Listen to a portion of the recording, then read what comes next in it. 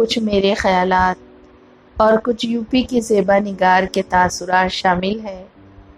گاندھی جی۔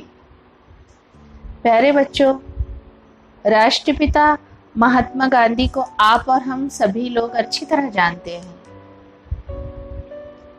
گاندھی جی کا پورا نام موہن داس کرم چند تھا۔ وہ سال 1869 میں پوربندر کاٹھیاواڑ میں پیدا ہوئے۔ 5 برس کی عمر میں انہیں اسکول میں داخل کر دیا گیا۔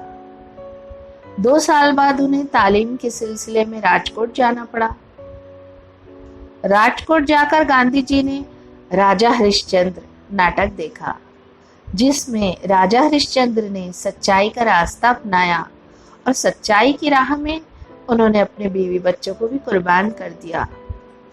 پہلے زمانے میں بچوں کا دل بہلانے اور معلومات میں اضافہ کرنے اور تفریح کے طور پر بھی ناٹک اور اسٹیج ڈراموں کا بہت چلن تھا، کیونکہ اس وقت تو نہ ٹی وی تھا، نہ ٹی وی عام تھا اور نہ موبائل۔ گاندھی جی نے اپنے ساتھی بچوں کے ہمراہ اس ناٹک کو دیکھا۔ شاید کسی بچے کے ذہن پر اس ناٹک نے اس طرح اثر نہیں کیا ہوگا جس طرح گاندھی جی کے ذہن کو متاثر کیا، اور انہیں یہ سوچنے پر مجبور کر دیا کہ کیوں نہ ہم بھی ہریش چندر جیسے سچائی پسند بن جائیں، کچھ بھی ہو جائے سچائی کے راستے سے نہ ہٹیں۔ بچپن کی سیکھ نے ان کے دل و دماغ پر ایسے نقش بٹھا دیے کہ انہوں نے زندگی بھر اس اچھی بات پر عمل کیا اور وہ سچائی وہ اہنسا کے پجاری کے نام سے مشہور ہوئے۔ گاندھی جی کو بڑوں کی برائی نظر نہیں آتی تھی۔ اگر بڑے کی کوئی ناگوار بات سامنے آ جاتی تو اسے کسی کو نہیں بتاتے، بلکہ پردہ ڈالنے کی کوشش کرتے، کیونکہ انہوں نے بڑوں کی فرما برداری سیکھی تھی، ان پر نکتہ چینی کرنا نہیں۔ بزرگوں کی غلطیوں کو نظر انداز کرنا ان کی فطرت میں تھا، اسی لیے ان سے سب پیار کرتے اور وہ پیارے باپو کہلائے۔ 16 برس کی عمر کو پہنچے تو والدہ کا سایہ سر سے اٹھ گیا۔ یہ ان کی زندگی کا پہلا صدمہ تھا، لیکن انہوں نے اپنے تعلیمی سفر کو جاری رکھا۔ 18 سال کی عمر میں میٹرک پاس کیا۔ میٹرک کے بعد بڑے بھائی نے اسی تعلیمی سفر کو آگے بڑھانے کے لیے انگلستان بھیج دیا، کیونکہ انہیں پڑھنے لکھنے کا بے حد شوق تھا۔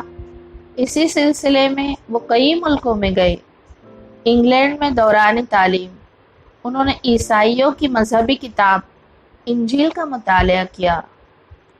تھامس کارلائل کی کتاب جو محمد صاحب کی زندگی پر ہے، گاندھی جی نے غور سے پڑھا۔ انہوں نے ہندو مذہب کے ساتھ ساتھ ہر دھرم کا احترام کیا، آنکھوں سے لگایا اور دل میں بسایا۔ اس اچھی عادت کی وجہ سے ہر قوم اور طبقے نے انہیں سینے سے لگایا۔ انہوں نے اعلیٰ تعلیم حاصل کر کے مشرق اور مغرب کے فرق کو سمجھا، پھر ہندوستان کی گنگا جمنی تہذیب کو گہرائی سے دیکھا، الگ الگ کلچر اور جدا جدا زبانیں رکھنے والی قوموں کا مطالعہ کیا، پسماندگی، غریبی، جہالت، ظلم و ستم وغیرہ کے بارے میں خوب سوچا اور اس نتیجے پر پہنچے کہ اہنسا اور پیار و محبت ہی سارے مسئلوں کا حل ہے۔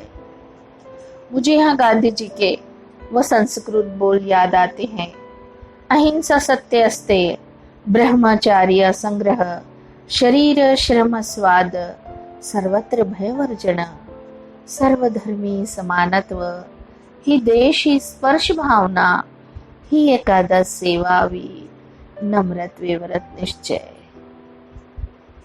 10 جون 1891 میں وہ انگلینڈ سے بیرسٹری کا امتحان پاس کر کے اپنے وطن ہندوستان واپس آئے اور یہاں آ کر وکالت شروع کر دی۔ لیکن سیاسی ماحول اور انگریزوں کے ظلم و ستم نے ان کی زندگی کا رخ بدل دیا۔ وہ صرف اور صرف ہندوستانیوں کی بھلائی اور فلاح کے بارے میں سوچتے رہتے۔ کہ کس طرح اپنی قوم کو انگریزوں کے چنگل سے آزاد کرائیں۔ 1901 میں وہ جنوبی افریقہ سے ایک نئی جوت جگا کر ہندوستان لوٹے اور سیاسی سرگرمیوں میں بڑھ چڑھ کر حصہ لینے لگے اور بابائے قوم کہلائے۔ ہمارے ملک ہندوستان کی بہت بڑی خوش نصیبی رہی کہ اسے گاندھی جی جیسے ہمدرد اور امن پسند رہنما کی قیادت نصیب ہوئی۔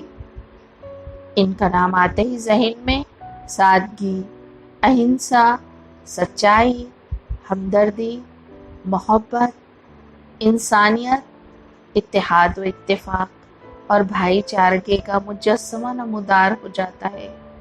ان کی زندگی ایک صاف شفاف آئینے کی مانند تھی۔ وہ جیسا کہتے ویسا ہی عمل بھی کرتے۔ ان کے قول و فعل میں ہمیں فرق نظر نہیں آتا، لہٰذا ان کے نقش قدم پر چلنے کے لیے مضبوط ارادے، بلند حوصلے، جرأت مند دل، صبر و ضبط پر اعتماد اور مستقل مزاجی کی ضرورت ہے، کیونکہ سچائی اور ایمانداری کا راستہ اپنانے والوں کو قدم قدم پر مشکلوں کا سامنا کرنا پڑتا ہے۔ دنیا کے بہت سے کام ایسے ہیں جنہیں ہم آسانی سے اختیار کر کے اپنی عادت میں شامل کر سکتے ہیں اور سماج میں اپنا ایک مقام بنانے میں کامیاب ہو سکتے ہیں۔ گاندھی جی کی زندگی اور ان کی تعلیمات اس کی زندہ مثال ہے۔ ان کی زندگی کھلی کتاب ہے جو ہر قدم پر ان کے چاہنے والوں کی رہنمائی کرتی ہے۔